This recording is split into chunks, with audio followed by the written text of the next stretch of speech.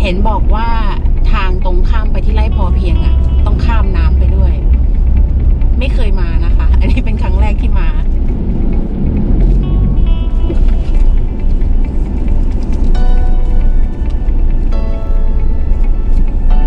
มันต้องใช่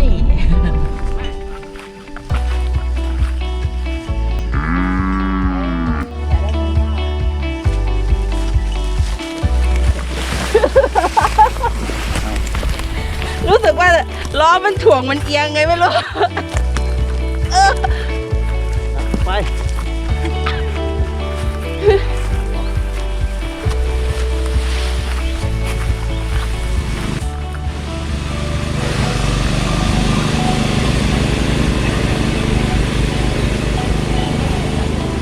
เดี๋ยวรู้ว่าเดี๋ยวเขามากินรวมกันเอง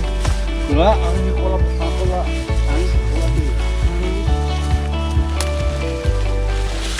ที่ หมดกัน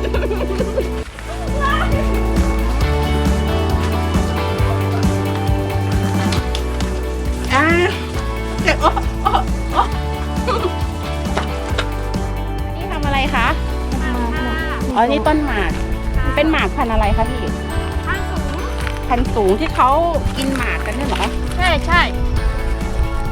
ปลูกพริกไปด้วย อันนี้กี่ไร่คะ อันนี้10 ไร่ค่ะ เอาพันธุ์หมากมาจากไหนคะ อันนี้พี่สั่งมาจากพม่า อ๋อ มันเขาขายเท่าไหร่พี่ต้นจากที่ว่า พี่ซื้อมาลูกละ3 บาท หมากไทยมันแพงกว่าเราหรือว่ายังไง เนื้อมัน เหมือนกัน สีมันต่างกัน สีสวย หมากพม่าจะดีกว่า ขอ ใช่ไหม ทาย คะ ก็ดีทุกวันนี้ติดต่อมาซื้อกิโล30นี่ไม่มีให้เลย หมากกิโลละ30 มาสุนะเหลือ อื มา มแล้วหมากที่พม่าเขาขายกิโลเท่าไหร่คะ ตอนนี้กิโลละ100อันนี้แพงกว่าจะไอของไทยนี่นะมันจะสวย